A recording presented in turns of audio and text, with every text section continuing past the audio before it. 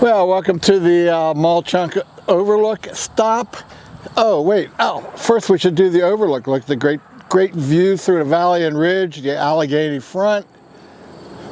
Spectacular here in a couple of weeks. You should come back. Here across the way, we're looking at Upper Pennsylvania Mauch red beds. We love these. I did my dissertation on this. This is northern West Virginia, northern part of the Appalachian Basin. Sorry, I'll be provincial there. Northern part of the Appalachian Basin. We can't separate the Mauch into formations like we can do further south. So here it's the Mauch formation. Further south, where we get upwards of 3,500, close to 4,000 feet of Mauch. It is subdivided into three formations: the Blue Field, the Hinton, and Blue Stone on top.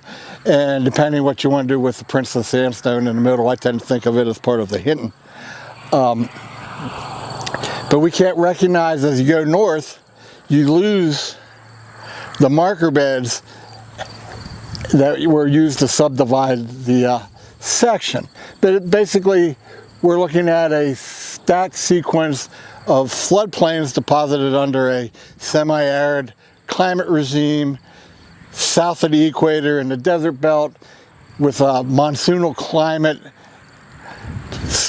fairly dry for 10 or 11 months out of the year, and then you got a quick wet monsoon comes in. We know that based on the type of paleosalt that are developed.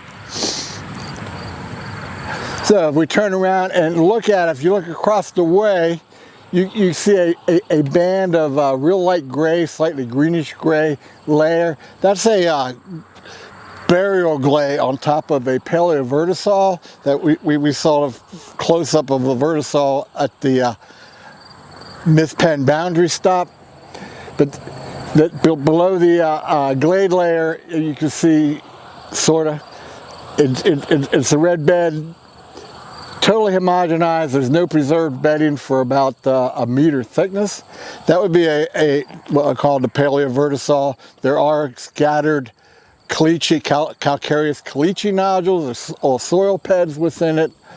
Below that, you see some preserved bedding. Above the glade, you definitely see preserved bedding. Very low angle beds within this. This is a sequence around here.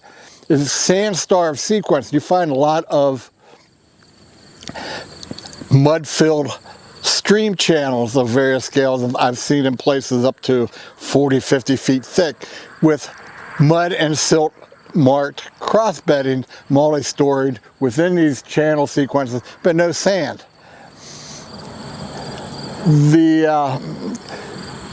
Above the paleosol, once again, you see the change into thin-bedded, a little bit of sand, silt, and mud cross-bedding.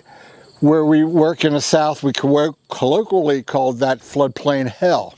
So what we have here is a series of well-developed paleosols, and above that, as streams migrate around, you get floodplains for a certain amount of time. Occasionally, you do get some good sand. Now, we were talking a little bit before we started this camera about what we saw down over the hill here, and changes in lithology from further south in the basin to the north. And when you stopped at the Specky Cough stop, or when you viewed the Specky Cough and looked at it, just to the north of that, there was a little hollow where it should be the Greenbrier, and then right above that, I think you're going to stop and look at limestone in the Mauch.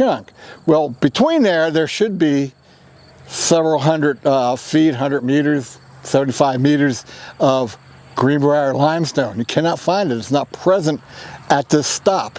I've and another gentleman, we spent several days crawling all over that hollow, and you have the Price come in on one side, and you have the Mauch red beds at the bottom.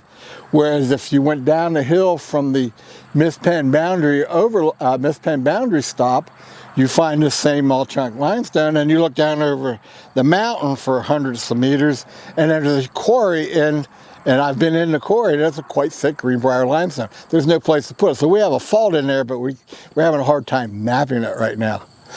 But once again, if if they would turn me loose with a helicopter and Agent Orange, we might have been able to resolve some of these problems. But nowadays, we're having good luck with LiDAR, the modern equivalent of, in my mind, Agent Orange. We can actually see through the trees, and I surprise myself sometimes looking at LiDAR in areas I mapped 20 years ago, how good I was in some places, how bad I was in some places. Confusing areas now make a little more sense. But what's surprising is we were always taught how accurate the 7.5 minute topo maps were, when you overlay LiDAR on it, in places they're not quite as good as we always thought they were. But then you always figured that they're plus or minus a contour line.